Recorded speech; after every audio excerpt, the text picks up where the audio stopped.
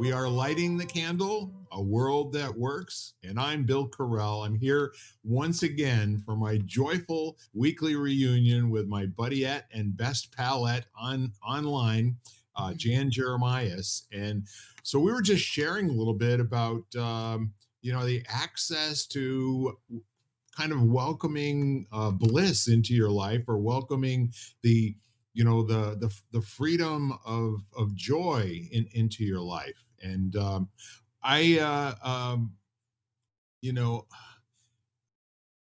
both of us have a little time in grade. We've studied a few things. We kind of know what's up in the world. However, when human beings get stuck, all the training that you've ever had is not necessarily useful to you at that moment. So access to joy may require different things than it has in the past when it seemed to have worked for you. And you may find that sometimes you will do something, or you'll watch something that put you in a particular mood a while ago, and it just isn't. There's no juice. It's not doing it today. So we more or less. I brought up the Three Stooges, who I think are some of the most famous clowns that the world has ever known. They're right up there with the Marx Brothers, in my opinion, although they didn't have anywhere near the financial success that the Marx Brothers did. But with regard to vaudevillian slapstick humor, bringing that to the big screen, they got their job done, and they were not ever willing to hold back on a sight gag, or other things too. So when Jan was speaking, it kind of put me in mind of Curly's famous saying, "I'm trying to think, but nothing's happening," And when you take a moment to just analyze that sentence, is both brilliant and idiotic, at the same time, which is kind of a cool thing. And I wonder, if being free from the downs and being free from those thoughts that seem to be dwelling longer than you'd like them to hang around has something to do with your unwillingness to take a moment or two and go through the process of actually clearing your mind. And that process is something that somebody who not only teaches yoga, but teaches yoga instructors, at some point as you're going along, what you seem to forget is that clearing your mind changes over time. It's a dynamic thing, right? Absolutely. I think that of late I've come to realize that even more so, as I've realized that I can't attach to a particular way of doing something, like let's say getting centered or getting grounded.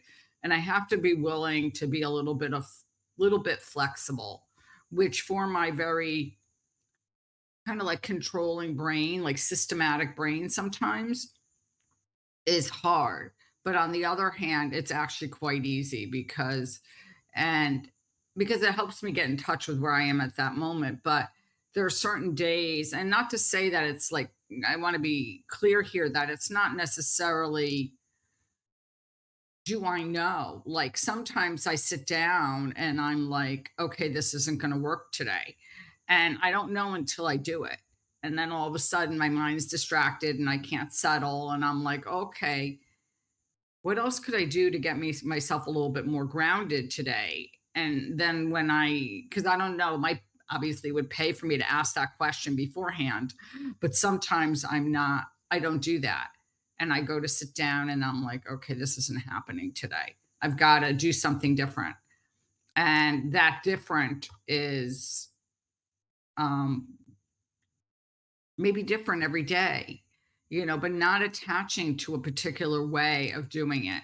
And I was listening to a wonderful podcast by a guy who wrote a book called Chatter. And so, first of all, I love the title of the book, on, mind chatter. And uh, so, one of the things he said, which I thought was just such a good, because the image that I had in my head was great, was the fact that he said, you have all these tools in your toolbox. And having done as much trainings and sort of self work that we've done through the years, we have multiple tools we can draw from. And he said, remember, because it's not always one tool. And he said, therefore, when you work with clients or people, it's not going to only be one tool for them either. You kind of need to offer them multiple tools. And he said, it's the equivalent of like a contractor going to a construction site to do a job. And he said, it's not like they only go with a hammer, Right. like that's their only tool. It's like, okay, I've got my hammer now, so I'm all set for this whole project. They go with all the tools that they need. And the same thing for us. It's like we have a bank of tools, and we kind of have to decide which one's going to work on a given day. And I really loved that. One is, like I said, the image really was a great comparison to me. It was like all of a sudden it reminds you of like, oh, that's right. I have multiple tools in my toolbox that I can use today. And which one is going to be the most, appropriate, or which is going to be the most beneficial for me today in this moment. So I love that metaphor. I think the toolbox metaphor is something that everybody can identify with. And those of us at some time or another in our life have had to innovate and create, right? Necessity being the mother of invention. Hence, looking over your shoulder there, you have some light switches on the wall. And I noticed the screws that are there. Um, I can use a bread knife and get that cover off of there, even though I have no other tools around. Um, there's also a whole notion of, when you ask a question that is searching a finite database, as like, for instance, which tool shall I use today? It's a little different than asking what tool should I use today? And that may not come from your toolbox, but it may be a new invention in the moment where you can actually take a second and explore a little bit and see if you're starting to wake your joy up. When you can wake your joy up even just a little bit, that's like encouragement to keep going and see what else is there. Yeah, I mean, I don't think, to me, I don't really, not that I don't think about joy, but I think about, to me, maybe because being at peace is joyful. There is that, and so I think of it as like, what's going to make me feel more centered and less scattered, or what's going to make me feel, that's for me. And I'm not saying other people might think of it as joy, but for me, that's what draws me in.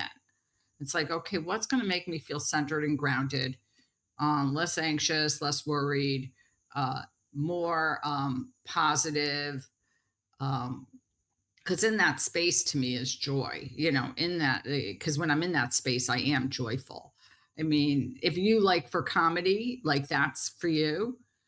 And I was pet sitting I'm pet sitting and went from one house to another. So here I am, and I woke up this morning with a dog, my friend's dog by the side of the bed, her cat sleeping next to my head, and my dog and Tonka sleeping out like basically by my side on the bed.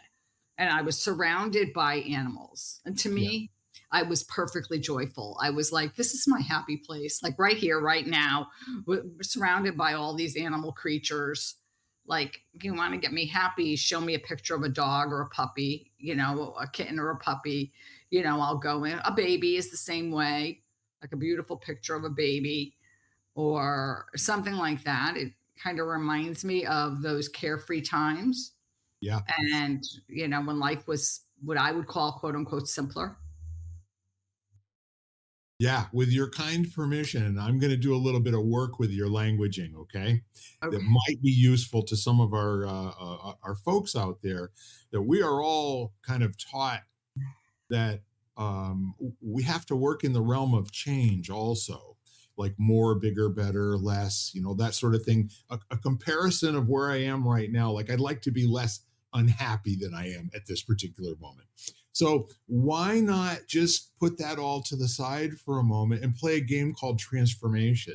So when you sit down and you just notice that you're among dogs and you're in your happy place, you didn't try to make anything better. You didn't try to make it bigger or faster or anything like that. You just sat down and you took a minute to notice, holy crap, I am in my happy spot, right?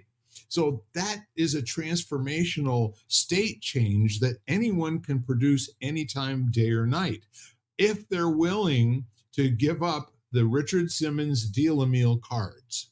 You do not have to play with a deck, a finite number of decks where you change this protein for this protein or this vegetable for this vegetable.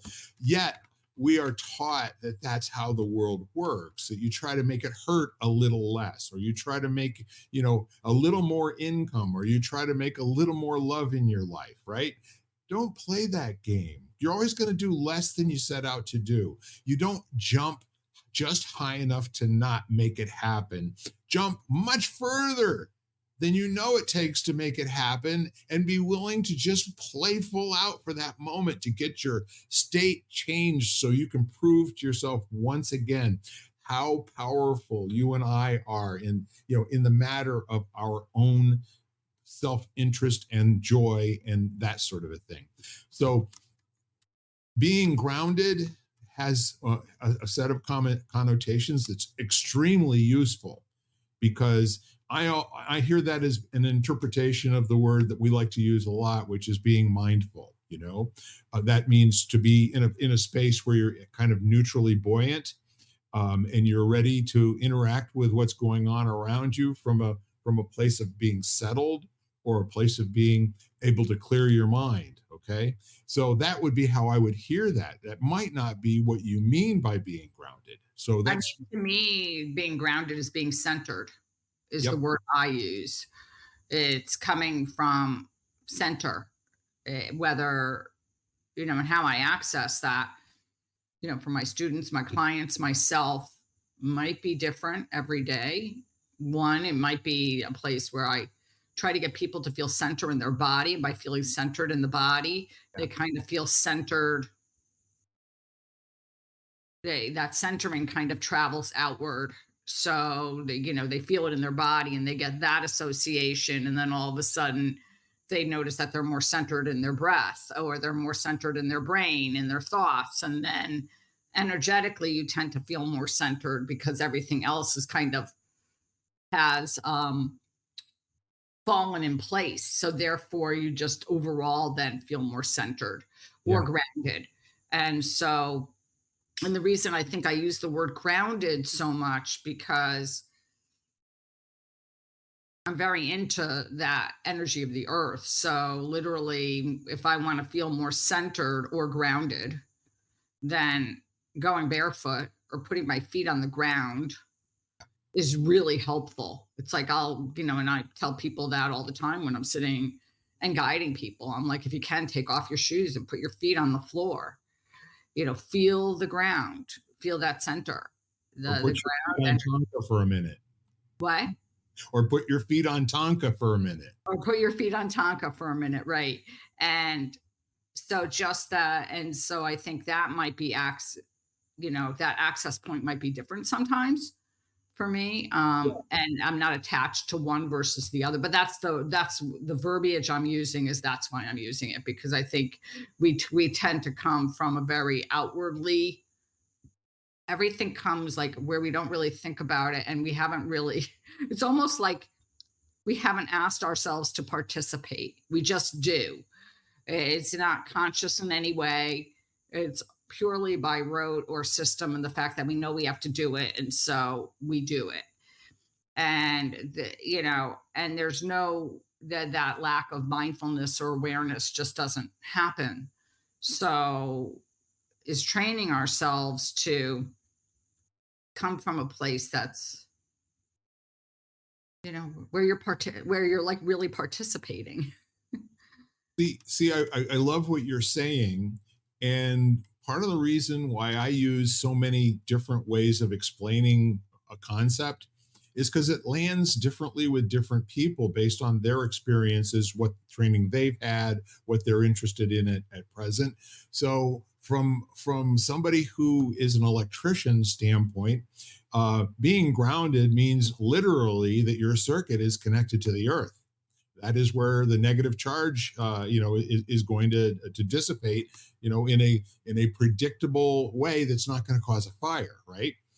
And so if you take that and you're thinking, and you're kind of moving along the lines of, well, so can the word balance be used there a little bit, and what would that look like? Or equilibrium, and what does that look like? Or stasis, where you are just in a state of being that's ready and able to go into action in any direction based on whatever decision you make or whatever stimulation comes from the outside. When you start playing with all the different words, and I encourage people to do this, you start getting into the area of invention, where you can get out on the skinny branches of what used to work for you, but is no, that's not it anymore, you know? Well, or that's not it today. Like it might not be it. Like it may not be it for a period of time. Right.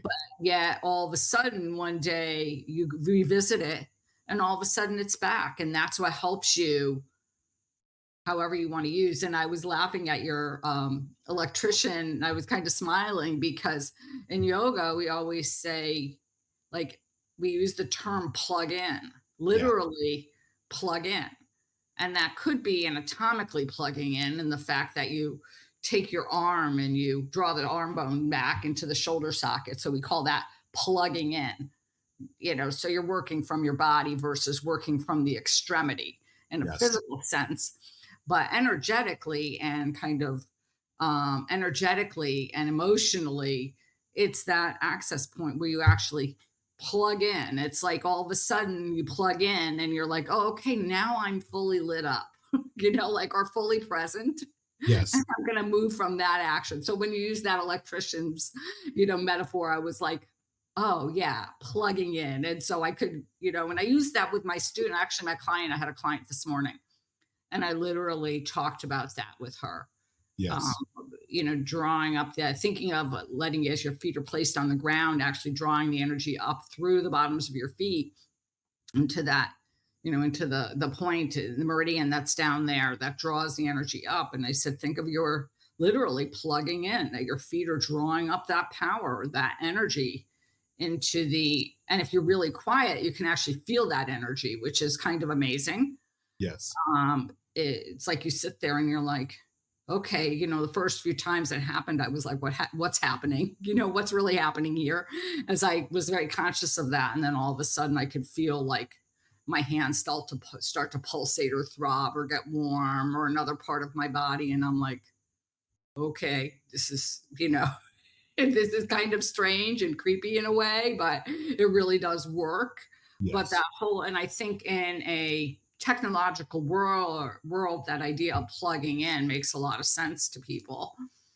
Hopefully, certain people, other people it might not resonate with, but just like we plug in, it's like this, it's this whole idea of, for us, it's like we choose what we're going to plug into, and we unplug from other things. It's like we disconnect. If you're going to get into that analogy, it's like, okay, well, I'm going to plug into this and I'm going to unplug from the world for a moment, or I'm going to unplug from technology for a moment and I'm going to plug into nature, you Yes. know. And so it just makes it a really easy way for people kind of to grasp and think about doing something else.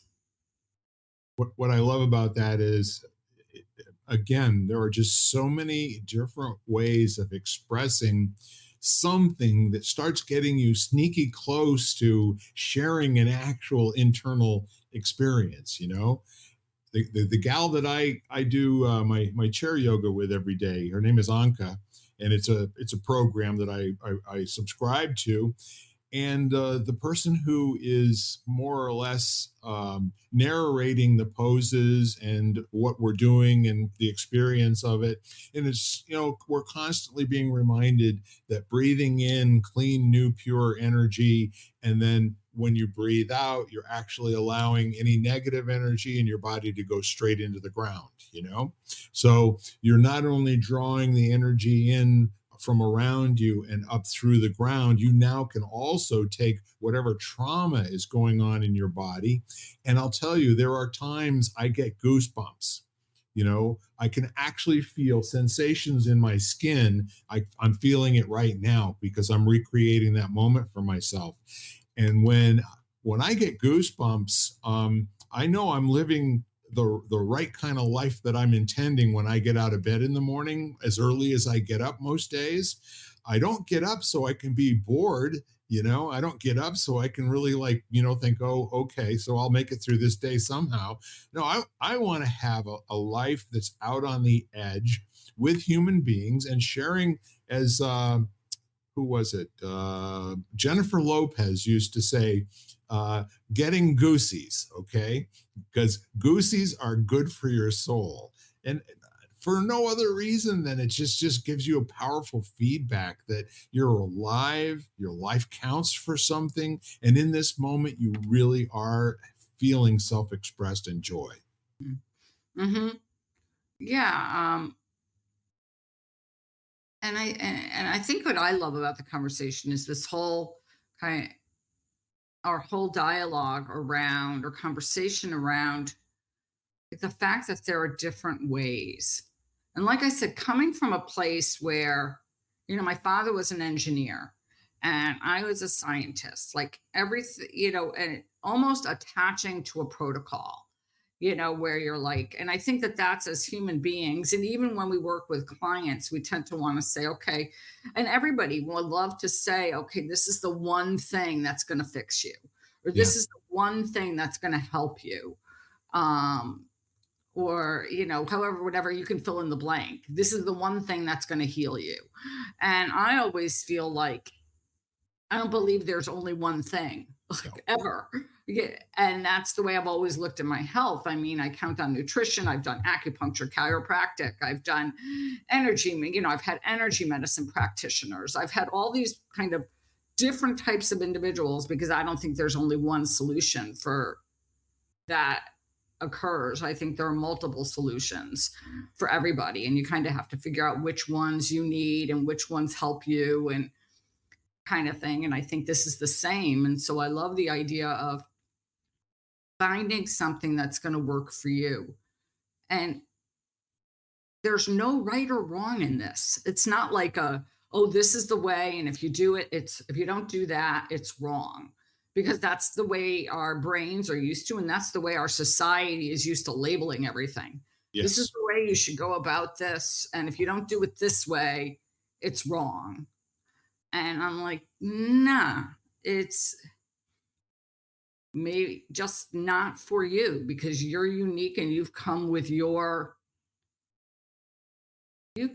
all your experiences from your life, which is different. I mean, maybe similar, but different than everybody else and their experiences.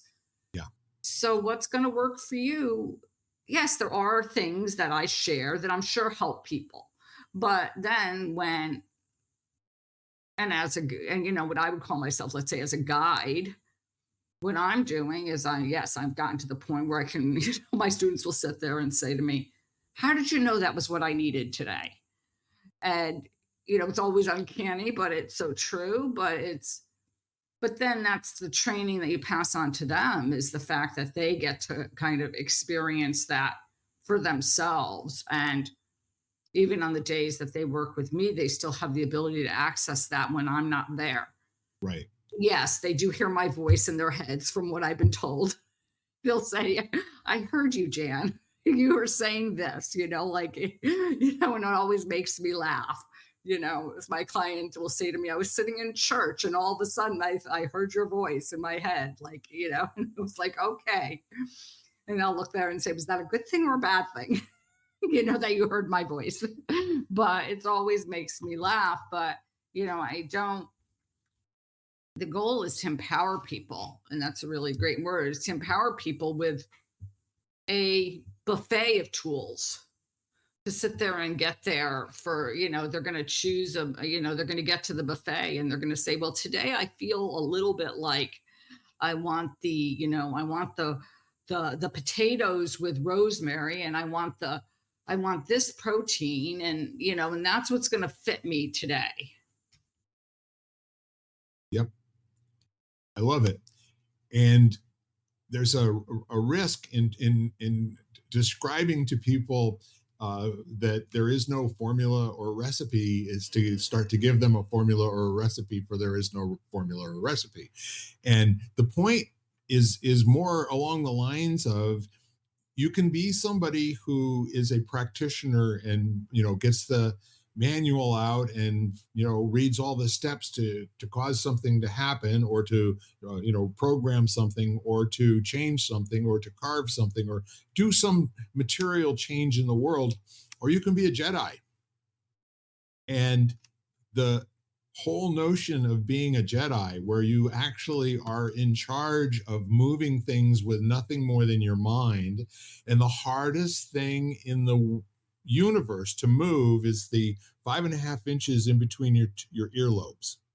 When you can master going from a state that you choose not to continue and creating a new state, not changing, but creation of a absolutely brand new state that you've never experienced before, and you are now in control of bringing into your life in this moment. That's empowerment. And empowerment isn't a little more. Empowerment is having access to power, any amount you want. And we need to teach people that they play too small. You know what I mean? In Mhm. terms of, if you're going to stretch your mind, why not, as a famous man once said, if you're going to be a bear, be a grizzly. Okay. Grizzly, I like that. As you were, to me, the formula and the recipe Yeah. is to remember you have a toolbox. Like that's the formula and the recipe. It's to train people when they, to go to the toolbox, to actually ask them the important questions when they want to go beyond, or when they want to, like, let's say, just not get through a day. And which makes it sounds like it's like when I call my mother and I say to her, well, how you doing? She's like, managing. I'm like, managing, what does that mean, mom? How would Managing. you say that word to someone who loves you, you know? Managing, and I'm okay. Is that good? Is that bad? Is I'm it like continuing to walk by the open windows, if that makes any difference to you. right? And so I'm like, okay. And I learned years ago that managing was not necessarily good, because it turned Fine, out fine. it turned out that at one point she kept on saying that, and she was really, really sick. Yeah, So I'm like, okay, And so I actually had a friend who said that word to me the other day because her mother or father used it, and I was like, okay, managing. And so it just made me laugh. But this whole idea of getting people to ask that question of like, okay, what's in my toolbox that I could gravitate to today or feels right to me today, that might move me beyond, that might take my day um, into a, like, a beyond state. And maybe it's, you need something to look forward to. Maybe it's like, I'm really excited. I've been online with a group for like probably over a year. yep, And we meet on Wednesdays, and it's an international group. And so one of the women lives in London. So it turns out she's doing a cruise up the eastern coast, up the eastern seaboard. Um, and we're going to meet in Newport. nice. Um, so I'm so excited because I've been online with her on and off for over a year, Yeah, and we've been on one-on-ones on Zooms for a long time, and we're actually going to meet in person. And so I'm super excited. And it might be you need something like that. Like, make a plan with a friend, go to dinner, like do something that's outside of your normal routine to make life seem a little bit more positive and a little bit less like, oh, same old, same day, different. yeah. blank, kind of thing, or different day, same. Like that's the one I Like, meant, and that's the one I meant. Said it wrong in reverse, but you knew what I meant. But yeah, it's like to give it a little bit more just umph and realize that there are, the possibilities that are available. I guess is a really great way for me um, to put it. And so the idea to me of ask to me empowering people to ask the questions, and it is something you said you love different verbiage because somebody you almost felt like you could like you were getting that experience. And I think that that's what to me is so compelling about what we share, is the fact if we can get someone to have that experience, yeah, to even want to try to get to that experience, yeah. because I think stuff we describe sometimes is very experiential, and a lot of times it's very hard to articulate. Yeah, and we're if you can master metaphor and simile, those two things in your language, where you can just keep coming at explaining something and better, it's like this, or imagine yourself that this is going on. So, for example, the toolbox metaphor, I absolutely love that. And I want you to know that everyone that's listening out there, you're in a different place on the continuum of life's toolbox editions. Okay. Mhm.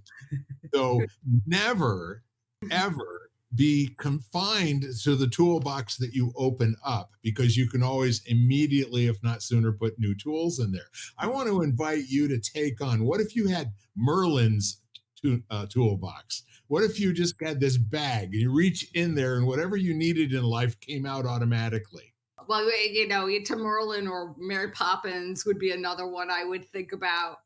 Or somebody used the example the other day of MacGyver's toolbox, like that, that kind of idea that you could like just, create something like you're going to take a battery and whatever and make a, make a blowtorch.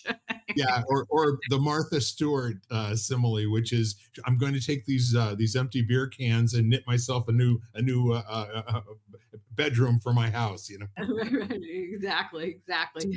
When you can have fun in a moment creating something that wasn't there before. Some people just learn how to laugh at their stress. Like, find the humor that you, as the powerful human being that you are behaving the way, somebody who's sort of 3 years old might behave if they were confronted with the notion of a boogie monster. And there is no boogie monster out there. And it should really crack you up to think, why am I allowing this to change how my day is going? Why am I even wasting any of these precious moments called life, dealing with this? Why don't I? Well, because you're a butthead, Bill. That's why. Because sometimes you're just stupid and you're unwilling to give up being a nasty human being. Well, I'm laughing because did I share with you? I think I shared with you the Brene Brown YouTube that I listened to the other day, and Yeah, it's one thing I have to say about hers, and I love listening to her because she really like she laughs at herself all the time, yeah, and like some of that's one of the things you learn after I've experienced after so many years of being with a number of different really famous meditation teachers or whatever, is first of all they're brutally honest with themselves, like they really, and they have the ability to laugh at themselves or kind of show their very vulnerable human side. And I remember doing a workshop with Pima Chodron at the Omega Institute, who's a big meditation teacher. And it happened to be Mother's Day. And she comes out, and here she is. Like, you have this image in your head of like, oh my gosh, nothing ever phases this woman because she's this huge meditation teacher. Like, she can go into a trance in any second. And yeah. she opens up and says, "You'll have to excuse me. I'm a little bit ticked. My son didn't message me for Mother's Day." And everybody in the audience just cracked up because it Of was course. such a human thing of like, I'm really upset because I'm a mother and my son didn't message me for Mother's Day. And so I'm a little bit annoyed at the moment, just that very human feeling of her being upset. And first of all, it makes anything that any of these teachers or any of the people that I followed or I read and then did workshops with, it seemed so much more achievable to me Yeah. because I didn't feel like I was trying to reach some state by a person who was like superhuman or something or super almost godlike that I was never going to attain. Yes. So it brought it down to me sitting there going like, "Oh, okay. That's really interesting because she's a human being and she has the ability to get into this state." Yes. And none of us are perfect and we have days where we get up and we try stuff and or we go out and then something happens and because we're human beings, we have emotions, we're not robots. You know, the what everybody has this persona of like, oh my gosh. And if you've ever met anybody who's famous, like a famous writer or famous, you realize like, it was like when I used to see pictures or film clips with Mary Oliver. And I love Mary Oliver and I loved her and I cried when she passed away. But she was, she was a human being. It's like us all, it's like, and all of a sudden you're like, okay, they're just people. Yeah. Yeah. And all of them, every last one of them had their good days and their bad days. And I never got to see Wayne Dyer live other than on television. Um, and I appreciated how he would go away for months at a time by himself to just kind of like ponder certain questions and to see if he could come up with strong enough answers to ever feel like he knew what he was talking about. He would, and all of these things would be new similes and metaphors to be able to share the humanity of all human beings, that we're all in this together and nobody's got this completely sorted out. But my favorite Wayne Dyer story was the one where he talks about for all the years when he was a kid, he always referred to himself as a scurvy elephant, and what it wound up being was he had come home with a note from school that the teacher said that he was a scurvy elephant. And later on, he finally figured out that that wasn't what was said at all. He was a disturbing element, okay, Mhm, not a mhm. scurvy elephant. So all of these things, like, you and I take in and we process misinformation and then we act as if it's true in our life, and we behave with it and we interact with it as if we know certain things. And the truth is, we don't know our butt from a hole in the ground. And quite frankly, the thing that we think we do is in our way.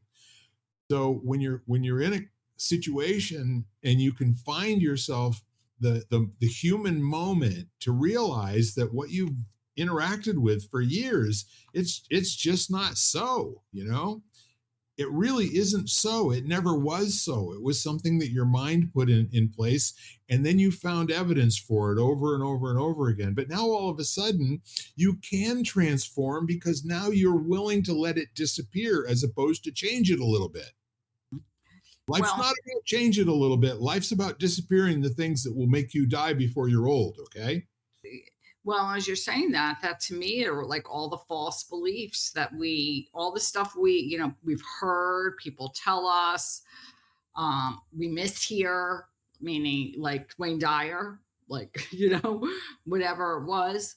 And we're given those messages. Basically, I was in a meeting I think it was last week. And I mean, basically, we come out of the womb and we're told stuff.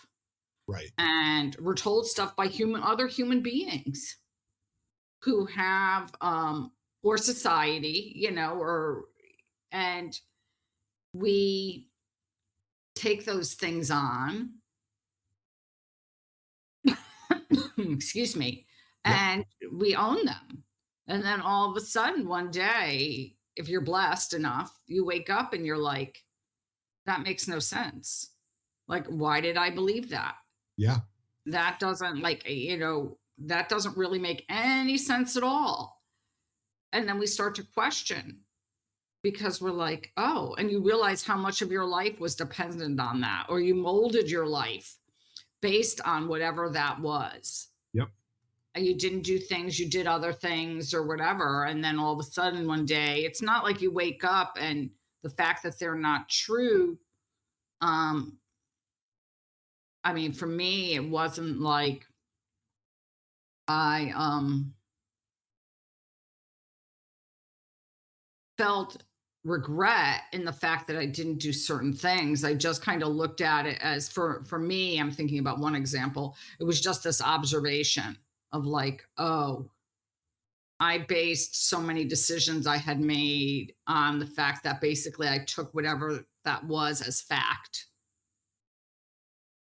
And really it wasn't a fact. Like it wasn't true at all.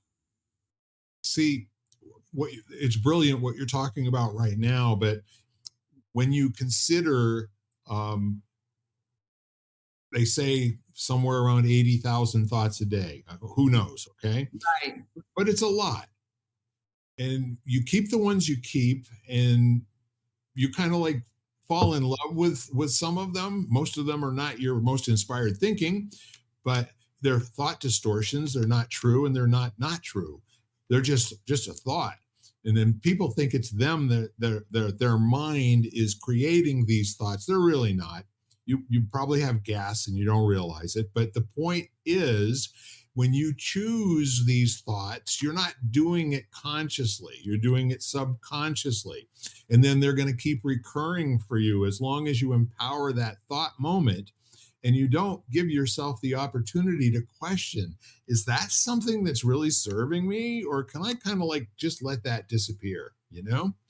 Well, and I'll give everybody an example, like just so our audience has an idea of it. So years ago, I remember, I mean, I was a kid, and I remember overhearing my mother was talking on the phone to a friend of hers or was with a friend, I can't remember.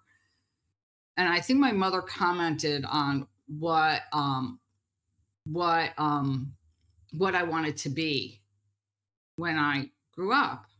And the woman said, "Oh, well, Jan's not smart enough to do that." And I remember it. I mean, obviously I remember because I'm repeating it to you now, but I remember that being planted in my head and kind of molding certain decisions I made of like, oh, I can't do that because I'm not smart enough. And carrying that around with me and that being reinforced by other adult figures that I came into contact through the years until one day I remember hearing that voice in my head that said, "You're not smart enough." And then thinking to myself, after I had gotten like 10 degrees to prove it wrong and, like all these things. And I'm not saying it was necessarily bad, because I did, go in the opposite direction. I was going to prove it wrong. But then realizing how dumb it was, I'm like, that's really dumb. And how long it took me, one, to get there, that I did regret. I'm like sitting there going, I'm finally realizing this at the age of whatever, 40, 30, 50, whatever it was. I think it was like 40. So it wasn't like, I was, but, and then all of a sudden realizing, my gosh, that's really dumb. And then I was able to let it go Yeah. because I realized how totally, totally ludicrous it was. And Yes. I was like, that's really it's really like a stupid thing. And I have beliefs that I've written about and that I still carry. And I know, but it's the with conscious awareness. Like it's kind of like I know it and I'm still trying to, in my way, navigate to a place where I can let it go or realize it. But that's why there's life to me. That's why I have a human experience because eventually I believe that I'm gonna wake up one day and say to myself, "Okay, I'm done with that one. Like, I'm done." Yeah. But I do think there are ones we can definitely let go. And it is this almost, I want to say it's not even like, it wasn't even really like a conscious, it was just like, oh my gosh, that's dumb. And then it went, I was just like, okay, it's gone now, you See, know? that that's exactly the formula, okay? That you can't replace a thought by thinking not to have it, okay? All you can ever do is to recognize something as being worthless. And see, this is the deal, okay? You and I don't realize what we believe until it hits us in the face a bunch of times. And the reason for that is because it's not a belief, it's just how things are. This is the way the world works, and this is how things are, and there's nothing I can do to change that. So I have to come up with a strategy to go around it, go over it, take it on and tackle it or something. But at the end of the day, most of the things that you've worked the hardest on in your life weren't there to begin with. You only thought they were. And so I'm with you. The programming that we get externally, and people understand this really well because it's going on at a major level now with generations of kids that have gone through all of this programming and into corporations and government and all the rest of this sort of thing. And what it's coming down to is to making them better citizens and more docile and more willing to accept things that don't make sense. And quite frankly, it's enough people so that there's some momentum in that particular area. However, people are waking up and they're going, that's kind of dumb. Why are we doing this? And enough people are saying that, in a powerful way, that maybe there's a direction that's changed that's going to come here. And people will actually spend more time working on how they can be fulfilled in the life that they have and be less worried about what's going on out there in the world and start focusing on what really matters, like relatives and family and their vocation and all. What's close to you? What do you put your hands on every day? Don't worry about people that you've never met someplace else in the world. They'll take care of themselves or they won't, as time has always gone by. And that's what happened. If there's something that you can do with wherever you are, work with what you have, as Teddy Roosevelt, work with what you have wherever you are, at the time. And by doing that, you maintain this image of yourself that kind of persists through time, that you are somebody that makes a difference, that you are somebody that cares. And how you're doing that is you're making it show up in your community, in your church, you're making it show up in your school system, you're making it show up on your block, you know and when people are doing that, it's a And I think, beautiful. yeah, no, absolutely. And I think you're having an impact by the people you interact with, basically. Yes. And I was just having this conversation with a friend of mine. It was a beautiful, beautiful group he created. And we were talking about that because I remember for years when I started doing a lot of these practices and a lot of these tools and kind of wondering, like doing it for myself, but often wondering and thinking to myself, like, what am I doing to make a difference in the world? Like those big questions, like, okay, that's great, but how am I contributing to the earth and to the people in the world or whatever. And then realizing I was, because every person I interacted with, I was different because of it. So I was coming in it as a different person. Yes. I was coming in kinder or more compassionate or more empathetic or more loving. And so in that way, I was having this great impact on the world. And to me, if each person could do that, what would the world be like? If each person could come at it and think to themselves, I'm the best version of myself I can be at this moment. And there are days when when getting by or just enough is just enough. We have stuff going on. Like I have a client right now whose mother's really ill. And so getting by is very different than when, let's say, she doesn't have a day like that. Right. But whatever situation or circumstance we're in, coming at it from, okay, I'm going to do my job today is to be the best version of myself that I can be. I like that. And how would you know? I would say, why don't you give yourself the gift of satisfaction every once in a while? Just plain being satisfied with where you are right now, you know? And the the need to put a ruler against it and measure and all that sort of thing, it might just come down to,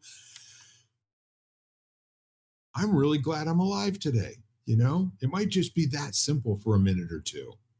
And that might be the place that you want to go to when things are not looking good. And you can ask yourself a series of questions, to get to access to that.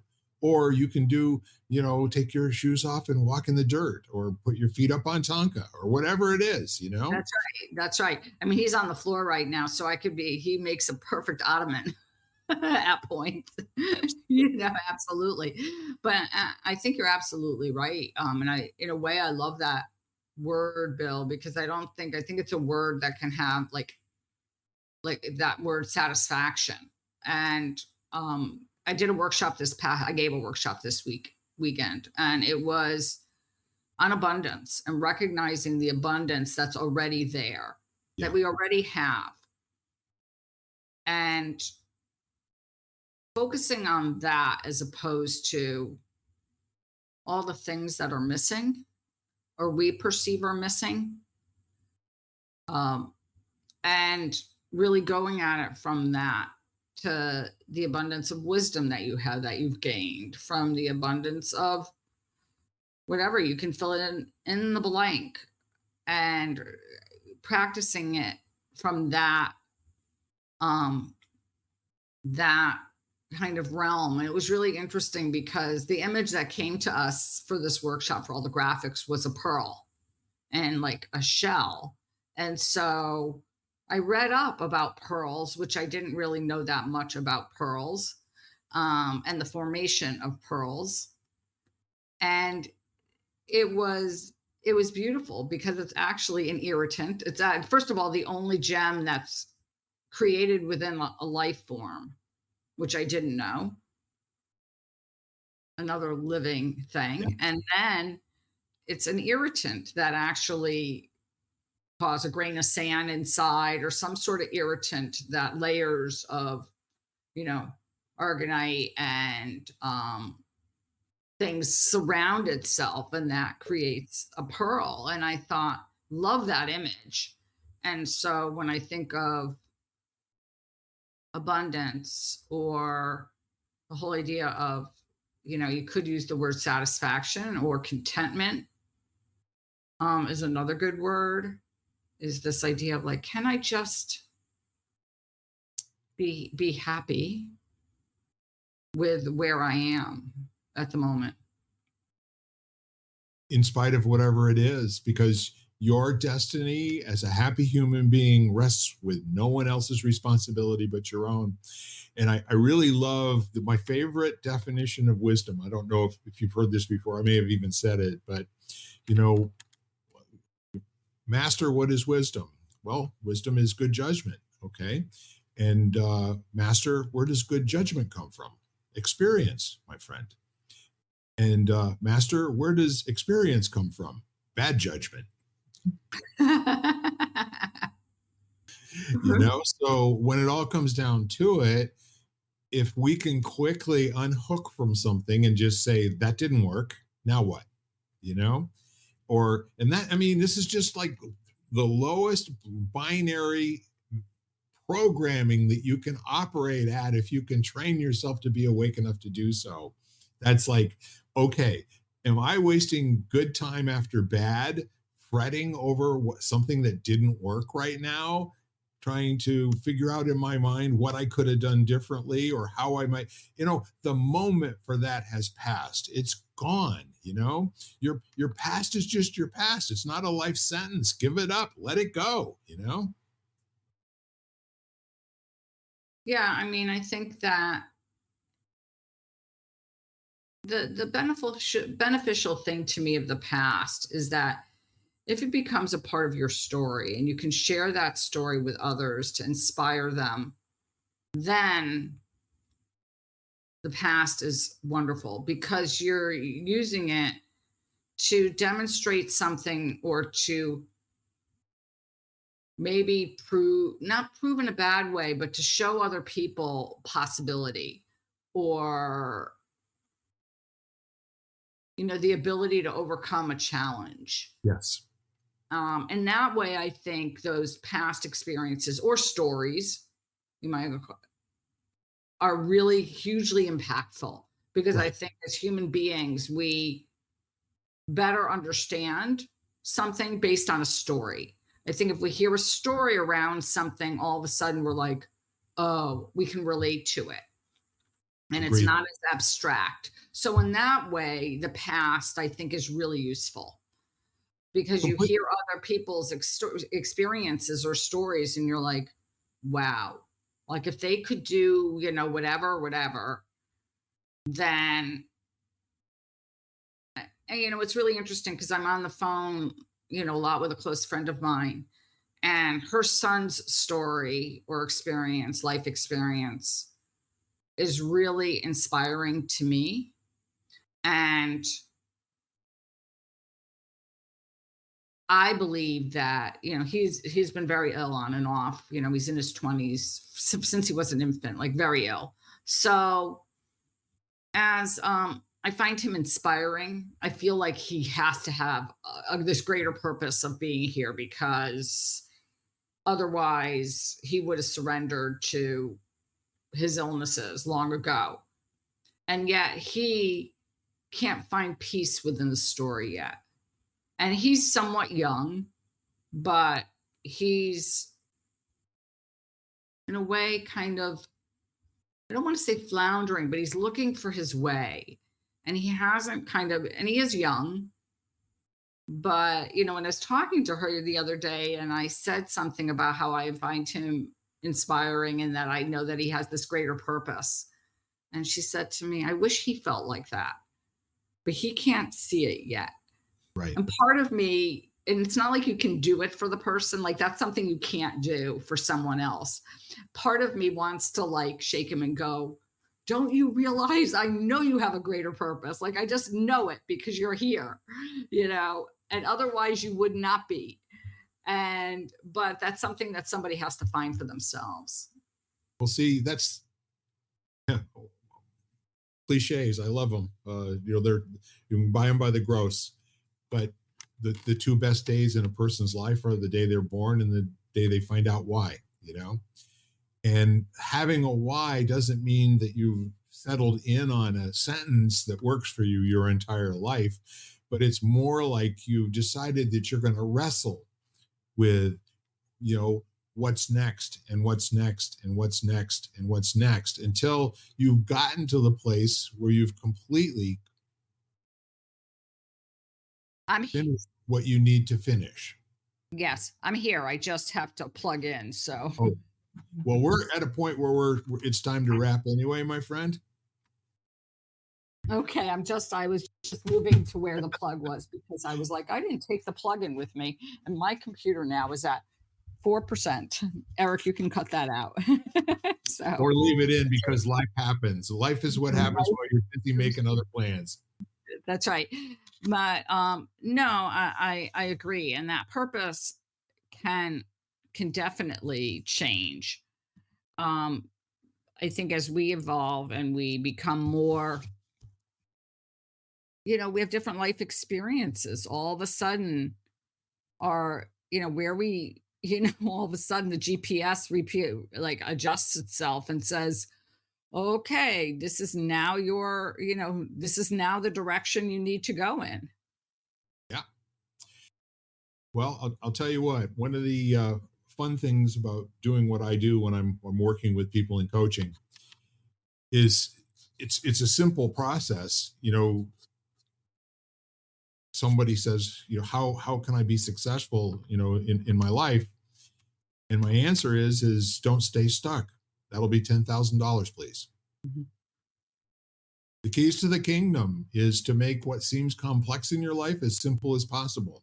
When you can simplify things down to what's the next thing that I need to do to be the best version of myself today, let's say that that's what you're working on all the time, and that you're again going to, look for evidence in the world that it's making a difference for other people, if that's what you're up to, or you get satisfaction, or you get both. And when that's happening, that might just be a life well lived.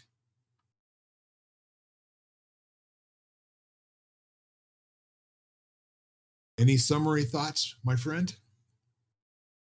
Um, no, I just think it was a beautiful conversation today, and I really liked this direction of just taking a moment.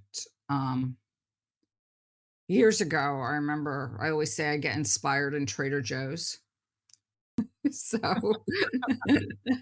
talk about real life. And I was standing at the checkout and there were the cards that were standing there on the side, kind of thing. And I look up and there's this card like right at eye level and it says, "Bloom where you're planted."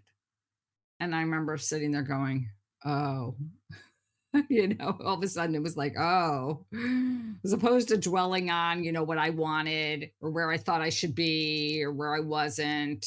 All of a sudden I thought to myself, "Oh, I'm supposed to be where I am." And I'm supposed to, not in a bad way, but when I say supposed to, I'm supposed to be where I am and I'm supposed to look at that and be the best I can be in that situation. Like all of a sudden, it was like bloom where you're planted. And at the time, I remember feeling like it was like, whoa, okay.